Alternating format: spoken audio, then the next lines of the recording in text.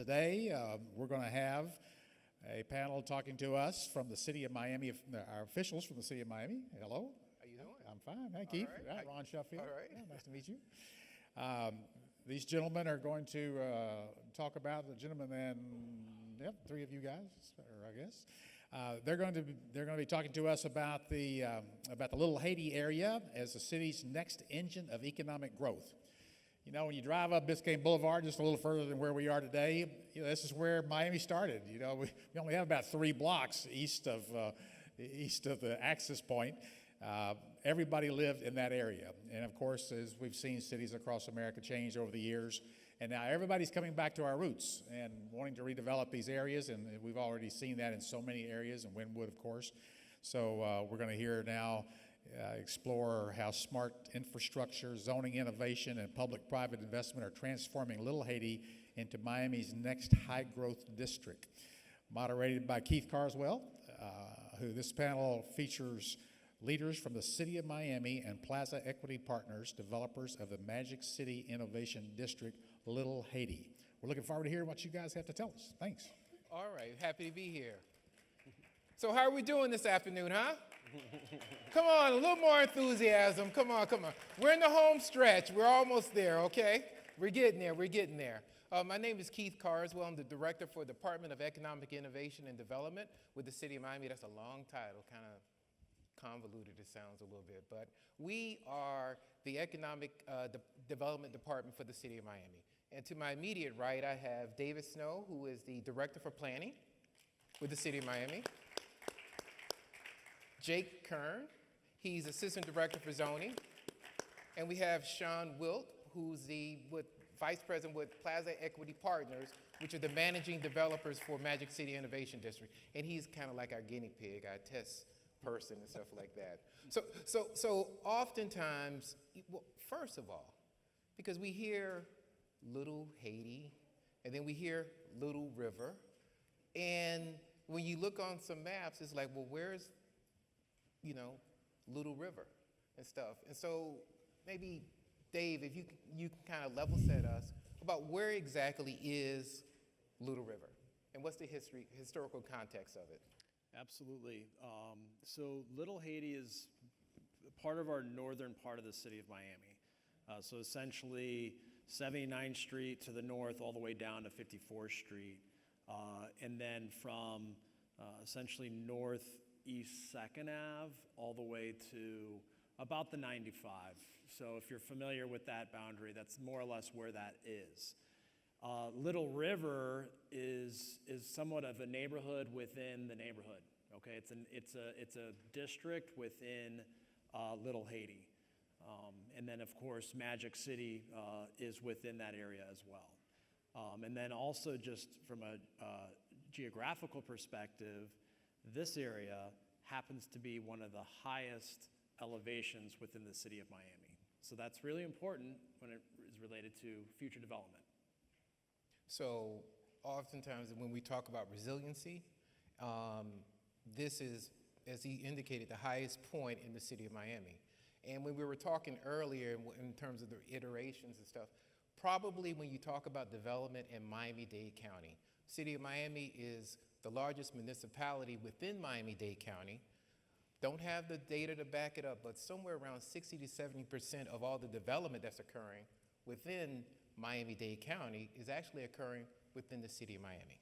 So we're very active and engaged. And in this particular project, if you take a look at the screen, you have Magic City Innovation District, you have Little River TODs, you have 2 train stations that are coming, Bright Line train.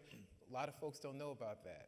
And what's teed up is somewhere around $8 billion worth of development that is going to be occurring over a period of time within this particular area. So I'm going to ask Jake to kind of talk about how are we coordinating all this development activity that's occurring? How are you guys working with the developers that are, you got Magic City there, what they're doing. You got Michael Swerlo, what his group is doing. You got AJ Capital, what they're doing. So kind of talk us through it.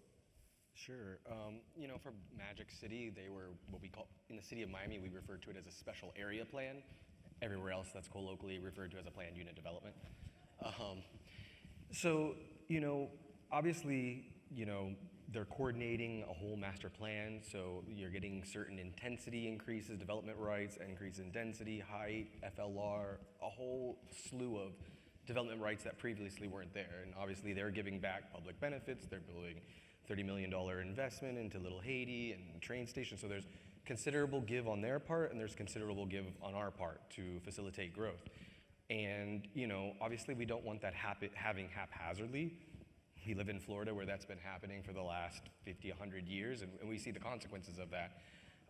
So, this model revolves around coming together, bringing the private side to the public side, meeting, sitting down at a table, them proffering benefits, them proffering a master plan, us looking and analyzing, do those benefits make sense? Does the community okay with it? Are commissioners okay with it? Does this master plan really create a cohesive neighborhood that's going to feel like a neighborhood and not just an isolation of towers? And this is where our zoning code actually really does help us. Some people love it, some people hate it. It's a work in progress, but Miami 21 is what we refer to as a form-based zoning code, and that is fundamentally different than Euclidean zoning that's used throughout the United States. And it doesn't, I'm not gonna lie and say it doesn't have its flaws and its kinks and things that we're still trying to iron out. But one of the central premises of that is that each individual building is not just an isolated pod by itself, but the greater whole works together. So, the sum of the parts are greater than, is greater than the whole. And imbued into Miami 21 are urban design principles, making the buildings outwardly focused rather than inwardly focused so that the street can read cohesively. A focus and emphasis on what we call civic space or public space so that these buildings together, surround a civic space that can become a node.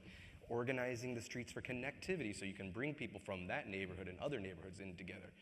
Coordinating the transit. So all of these aspects and affordability, there's so many different layers and aspects, I can't even get to all of them, but this SAP process allows us all to come around the table, the citizens, the commissioners, the planning department, the zoning department, the private developers, and come up with an actionable plan to develop. Because honestly, you look at the development model of the last 50, 100 years, kind of that sprawling, just ever endless outwards, like it's reaching its end. People are not gonna drive 3 hours to commute into the city.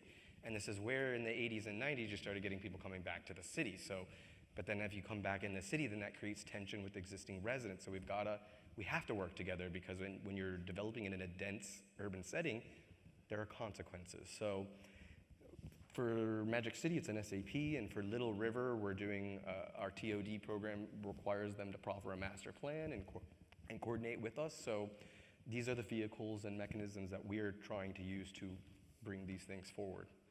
And before I go to Shawn, I'm going to ask David to kind of lean into that conversation a little bit, and maybe if you can explain a little bit about form-based code versus what other codes are that people build to across the country, because I think that that's something that's unique through Miami 21, and folks that haven't developed or represented developers in Miami may not be aware. So. Right. Yeah, I think Jake touched on it a little bit, but again, for those that may not be familiar, we have a form-based code which focuses on the form of the building as opposed to the use of the building. And so your typical Euclidean code is more use-focused. Again, Miami 21, looking at the form, looking at how, to urbanize our city best with our, the complementary of the building designs is really critical in that. And I do want to touch on the thing that Jake ended on. He mentioned the tool that we have, the SAP. Can you spell what's SAP? Yeah, Special Area Plan. Okay. That's Brickell City Center. That's the design district, okay? The other tool that we have in our tool chest. That's Magic City Innovation District. Also. Magic City Innovation. Well, yeah, Jake mentioned that. But we also had a tool which is the Neighborhood Revitalization District, which is Wynwood, okay? We did not implement that into this area, all right? What we are doing, and what Jake mentioned, is that we are crafting a new tool as we speak right now, which is called the Transit Station Neighborhood District. And it allow our transit areas, which I think many of you know as TOD areas, to unlock new densities and intensities that are right for the development around these stations. Little River, in conjunction with AJ Capital, with Swarlow, that will be the first TSND within the city of Miami. So we're really excited about that. That's currently going through City Commission as we speak. And that's how many acres? Oh, man, it's about, I would say it's close to about 150 acres. Within the urban core, Yeah. right off Yes. right off I-95. So basically that purple area that you see on the map is the area that we're discussing right now. So when we talk about economic impact and what developers are doing in this particular area, so Shawn, from the developer's perspective, with Magic City Innovation Districts as true economic engine within the community, and you guys have been, let's say, in the trenches, so to speak, before Swerlo and before, Oh, yeah. well, I can't Oh, say yeah. before AJ Capital, I'm not sure, but certainly you guys have been in the vineyards for a while. And so could you talk about a little bit of your journey, what that looks like, and where you guys are now? Yeah, absolutely. So the Magic City Innovation District in Little Haiti, for those that aren't aware, is an 18-acre development parcel that was entitled through the SAP process that was discussed back in mid-2019. So since then, I think when you talk economic development and growth, it really comes back to the dilapidated warehouses, the stigma that was around Little Haiti at the time.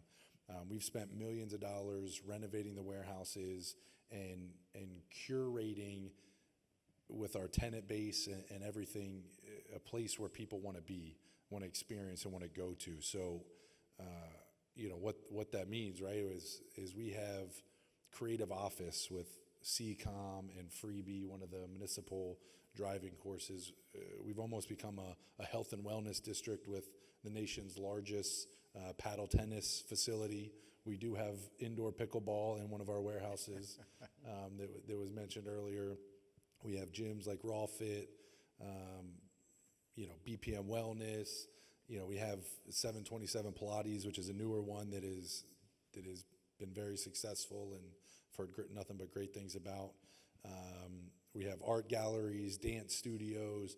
You know, we've curated this area and created, you know, there's a lot of these businesses are local businesses that have started or wanted to start. A lot of them are startups. Some of them are second locations for some of them. Some of them moved. They were priced out of the Wynwood Design District, and they came north, you know, in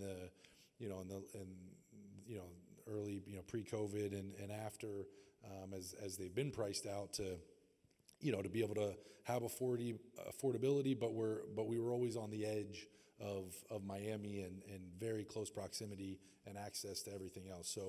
So we really thrived on that adaptive reuse and what we've done there. And now as you look forward, as we look to break ground late, you know, Q4 this year, Q1 2026, on our first high-rise development, 25 stories, 349 units. You know, the overall master plan project, we're developing over 8 million square feet.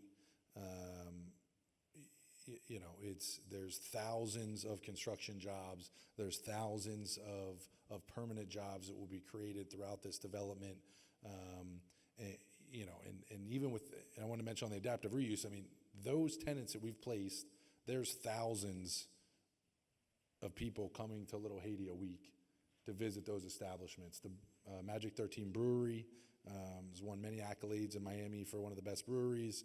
Zay Miami is a music, indoor and outdoor music venue. So there's thousands of people now that are coming that not only impact the new businesses that we've placed and curated, but all the existing businesses that are in Little Haiti and the surrounding areas with all that new traffic and flow, you know, is really, you know, helping create some of this upward mobility within the existing residents. Again, with the jobs, everything that's coming forward, you know, there's great benefits to the community even outside of just what we're doing. Well, when we talk about benefits, and one time before, and we segue to that, there's another thing that you guys do also with Foodie Village. Because one of the things now, this is an area, let's say, in transition, right? And the city is,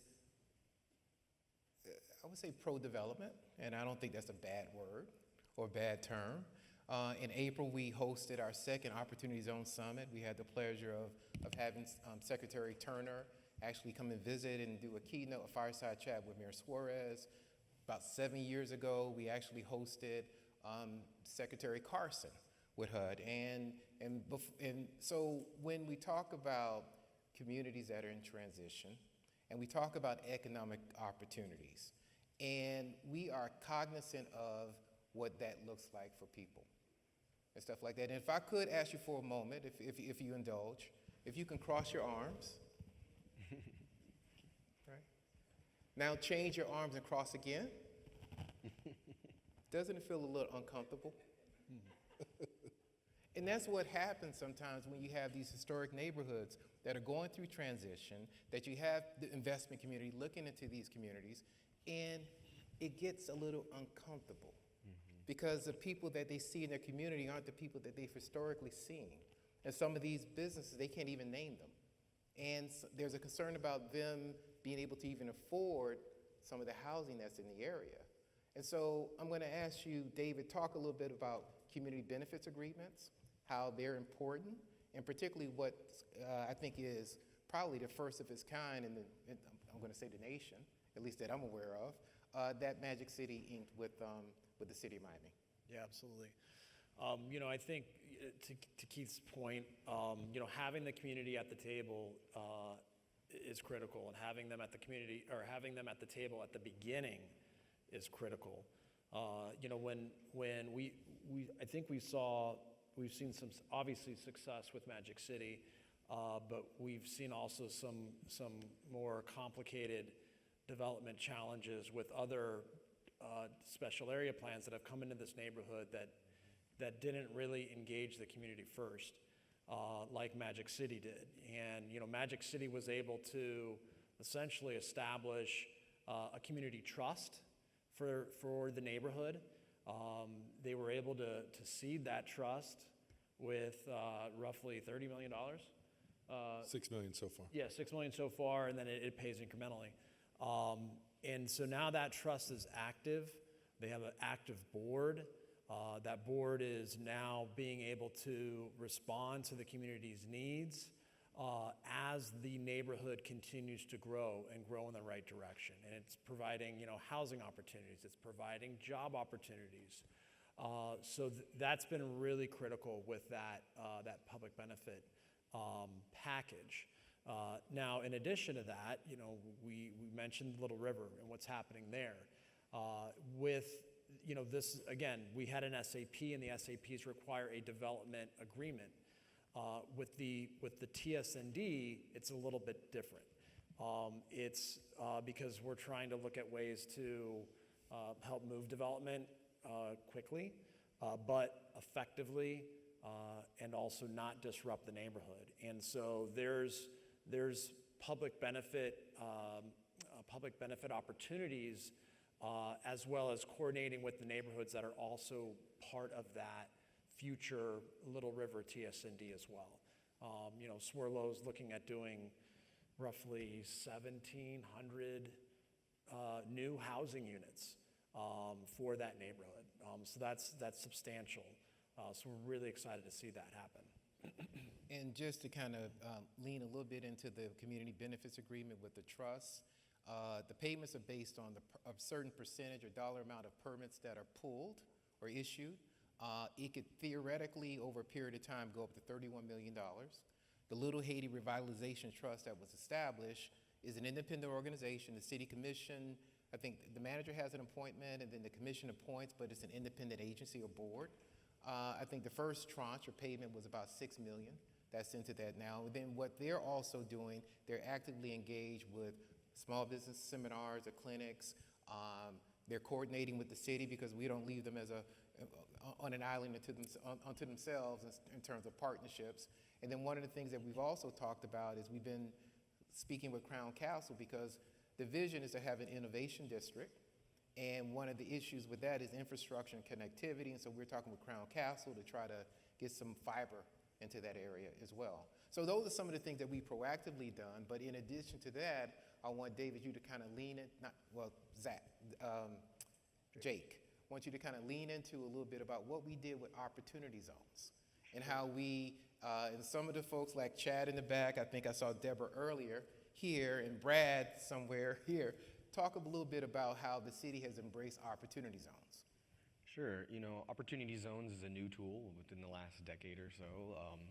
And slowly but surely we are starting to build policies around that, right? These are areas that have historically lacked development, and there's an opportunity here. So we've taken the opportunity to, in our code, so far we've only done a couple things, like there's certain parking reductions that were off limits, that if you're within a certain distance of the train station and you're in a top opportunity zone, you can get parking reductions. And as we all know in development, that a lot of times the first constraint you hit is parking. Before you hit height, density, and a lot of the other things, you hit parking first. So, unlocking that, or in certain areas of the city, if you're in a TOD and you're in a certain transit zone, now maybe you get some bonus stories. I think the T5, I believe the opportunity zone gives you the possibility there. So we haven't gone as far as I think where we will go with it in the future, but it's a new tool and a new designation that we can always look at and say, hey, maybe we can make a little tweak here and unlock. And we've started to do that, and a lot of our opportunity zones are kind of clustered in the northern part of the city, and I am seeing, just even with those 1 or 2 tweaks, we're getting more development in those areas than we are in other parts of the city because of that. So we just got to continue to reform and see where it makes sense to continue tweaking and adding those benefits.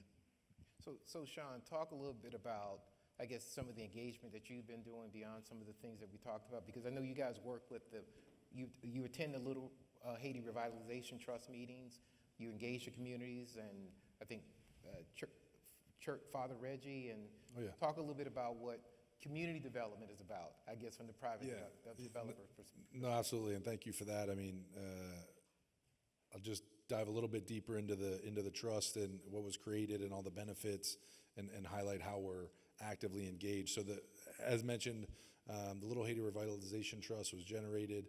We're committed to the $31 million.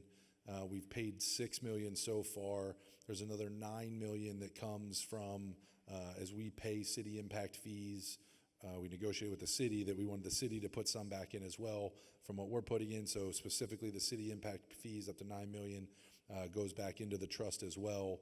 And this trust was set up to help the surrounding areas, right? We're 18 acres, plus or minus, and Little Haiti is much bigger than that. And how do we impact and benefit, the folks that have been there and the legacy of what's been there? So the trust was set up primarily for, economic development, workforce affordable housing, education, and, we attend the meetings every month. I've been at them for at least the last 3 years. Every month they hold their meeting from 6 to 8 on the second Tuesday, and we're there supporting, seeing if they need help, seeing if there's anything they need, how we can, be a part of it and be engaged, not just, hey, here's our money, go do something with it. How can we really help encourage and provide the right things? And we're so happy now. They've got a great new CEO that they've actually, over the last 12 months or so, actually awarded over $1 million of those benefits to some small business rehabilitation projects, some residential home rehabilitation projects. There's a large, I guess it's a medium-sized land trust, a very low affordable housing project that they have a large contribution to. There's education programs that they work with at the Pierre Toussaint Learning Center, at the church, which that computer lab was set up originally from a $100,000 donation from one of the Magic City Innovation District equity partners, Bob Zangrillo, and his foundations. So we're constantly involved. You mentioned earlier Foodie Village and the market that we're trying to launch to bring community members and have a place to meet. Farmers markets are great, and some of the economic development you talk about from, how do you start a restaurant? You have a passion to cook and do these things. Well, food trucks are becoming more and more popular, and they need an outlet. They need a place to do this. And with what we've created and the culture and everyone that's coming to Little Haiti, we've added that now. We have that within our amended TUP or temporary use permit for some of our vacant land. And we're working to really ramp up those activations, coming later in this year. Many other, we're helping with, we're actually launching, in partnership with the city, and Chase, some workshops that we're actually have asked our tenants, and we have 5 tenants that have volunteered to help to allow us to utilize their space as the venue for these workshops, to really get people in the area, feel that Magic City Innovation District is a part of Little Haiti and a real part of the community. When you look at overall, there's significant other benefits that we agreed to and are happy to have committed to, from a scholarship, $250,000 scholarship fund in partnership with Florida Memorial University, of which we funded the first $125,000 of that to date. We're working on an internship program. We have significant, other improvements to the parks adjacent to us. Big contributor to getting a train station as a part of the Northeast Corridor commuter rail here that wasn't originally slated to stop in Little Haiti, because again, when they were looking at this and planning it, there was nothing to, it was, not that there was nothing to stop for, but there certainly wasn't, the magnitude of what we're creating and really providing that much needed transportation to the local residents of Little Haiti and the Little River area. And part of that is the connectivity, right, and the bus stops and the trolley, and we've committed to help improve that and work through that to make sure that the surrounding communities, when that train station is built, have the ability to get there, right? As I mentioned earlier, Freebie is one of their headquarters is located in our portfolio, and they work with the municipalities and provide a big source of first mile and last mile transportation that we see is going to be great when the station does come online. So, we're happy to be out there and engaged and involved in doing it. Again, Father Reggie and the church has been instrumental to what we've done, and we help them out every year with some of their annual festivities and food drives, and Well, and I think what is important too is that it has been a partnership, because we've been doing that Lunch and Learn series with Chase, with small businesses in the area. And we do this is kind of in the trenches, but I mean, had a little sidebar with Jake prior to here, and we were talking about these super tall buildings, right? And buildings that are over 1,000 feet. How many are slated for development in the U.S.? Well, in the U.S., I don't know the total. Well, between New York. Yeah, there's a little meme going around on Instagram that the top 10 tallest buildings in the United States, half of them are in Miami. The other half are in Manhattan, which you would expect, and like one of them's in Chicago. They say there's more high-rises under construction in Miami than all of California. What does that say about the economic models here? So, and I want to ask, that's that segue into that question that you said, the potential question that you liked. What lessons from this district across planning, zoning, policy, and development can be applied to other emerging neighborhoods in Miami and even nationally? Yeah, I actually think Miami is a leader right now, and I actually don't think it's getting the attention that it really deserves. Look, TODs and transit nodes is not a new concept. It goes all the way back to the Garden City suburbs. It seems to come back every couple 50, 60 years. It started in the Garden Cities, then in the 1980s, late 80s, and there's the DC Metro that gets built. In the 90s, it's Portland, Oregon. In the 2000s, it's Denver and the DART. Miami built our train station in the 80s as well, but we kind of failed to develop around it, which has obviously been a stinking point between the county and municipalities, which is where RTZ comes from, and the county has had to get a little heavy-handed with us. And that's where now we're responding and saying, okay, well, we want our local control back, so we'll play your game. But look, it goes back to what I was talking about before about the suburban model kind of reaching its end. In California, they talk about drive till you qualify. Well, I'm not going to drive 3 hours to downtown LA. It's just, I can't keep going. So there's a physical distance that you can reach by car, and with the levels of traffic that we have, and in Miami, we got an even worse thing. We got an urban growth boundary, we've got the Everglades, and we've basically built out the entire strip to the north. So that suburban, just build endless, just build another subdivision beyond, just keep going out further. Yeah, they can continue to do that in Dayton, Ohio. They can continue to do that in a lot of Midwestern cities and smaller cities, but a lot of our mega cities, New York, LA, Miami, that model is dying. And we've known that for a while, and that's caused the back to the city movement because the wealthy don't want to commute 3 hours anymore. And so they've started moving back into the city and started to create displacement. It started to cause gentrification. It started to create increased traffic that, for better or worse, the neglect of the cities from the 1950s kind of reduced congestion because we destroyed a lot of our cities. So now we're coming back to the city. So that means we've got to have a new model, right? We need to kill multiple birds with one stone. We've got an affordable housing crisis that's only going to get worse if we don't build. All you have to do is look at other parts of the country to see, look, this is fundamental economic supply and demand. The demand's not going to go away unless we close our borders and completely stop domestic migration and stop people from having babies. You're going to have a demand for housing. So you either build it or you don't. And if we're going to have that housing, how do we funnel it? If we just spread it all around, we're going to have even worse traffic that we already have. So we don't have endless roadways to build, and we can't keep expanding our roads, and nor is that even desirable, because what kind of crazy city would you be kind of creating anyways? We want to focus on walkability. So, attacking affordable housing crisis, attacking transportation crisis, trying to find an economic model that can continue growth so you don't stagnate and just stop. And that's where a lot of these TOD, TNDs is the new model that thankfully, the private sector is willing and ready to engage with us on. And I think other cities are looking at Miami for a form-based code approach and seeing how that works and creates a better transition between high and low. And people are looking at our SAPs and our TODs, and hopefully that will continue, because I think there is something here that a lot of the country could learn from. Okay. And so, David, in order to close us out, what is your vision as a planning director for the city of Miami for the Little Haiti Design District area, and also just in general for the city of Miami? Right.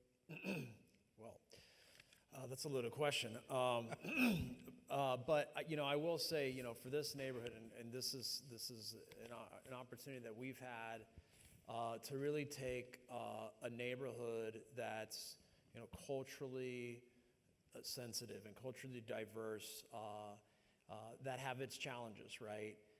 But now kind of weaving in incredible new opportunities with innovation, with new housing opportunities, access to transit, all of those kind of like perfect things that you want in your planning recipe book. It's all right here, right? It's jobs, it's housing, it's access to transit, and it's cultural diversity. And so we have an opportunity here to really balance all of that. So I'm really excited about that. I think we're definitely stepping in the right direction.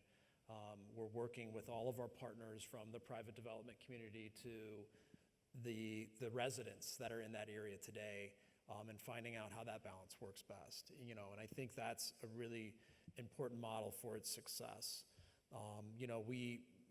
To kind of get into a little bit of planning jargon, the 15-minute city is now the new TOD, okay? So you can access your job, you can access your house, you can access your entertainment all within 15 minutes, right? That's the real model that we're shooting for now, citywide, but our first go at it is Little Haiti. All right. Thank you.